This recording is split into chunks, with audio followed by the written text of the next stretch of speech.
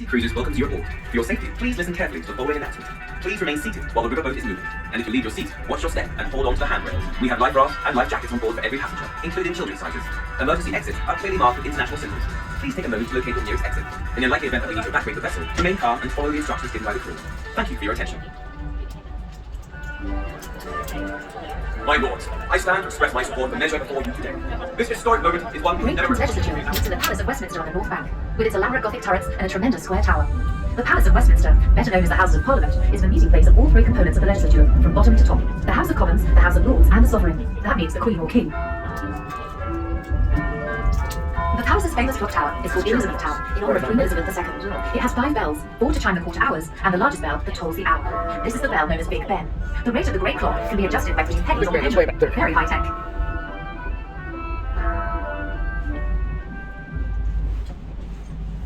We're sailing back. This is the Blackfriars. Oh no, this is Charing Cross. Charing Cross. I'm getting much audio. A lot more audio in that first trip. Okay, anyways, we're on our way back. As you know, I had some interference in my previous video, but the captain said you can ride back to where you started from, so we are doing a ride back. Not hearing much from the captain. That's okay.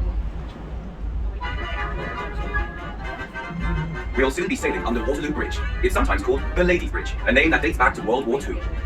Waterloo Bridge needed to be rebuilt just as Britain entered the war. While the men were away, industries at home were left short-handed. British women stepped in to fill the gap, doing manufacturing and construction jobs that had once been men's work. When they rebuilt Waterloo Bridge, they covered it with Portland stone.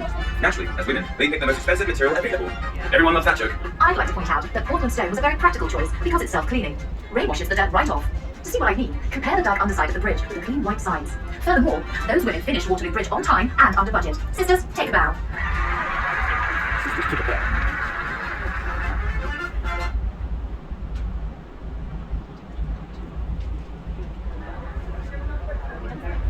Every year, 6 of Britain's apprentice watermen meet at London Bridge. They're there as competitors in a prestigious race called Doggett's Coat and Badge. From the bridge they row upstream to Chelsea, a distance of over 7 kilometres, or 4.5 miles, a real test of their endurance. Competitors train for years, knowing their whole community will be watching them win or lose.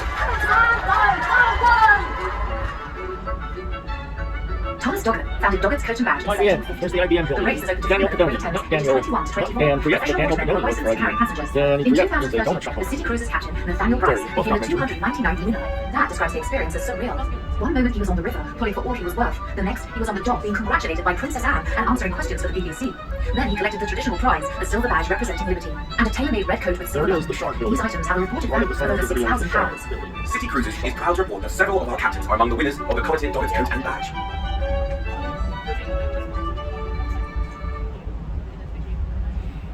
My 2018 video was from the Tower of London to Westminster. This time we're just going the opposite direction.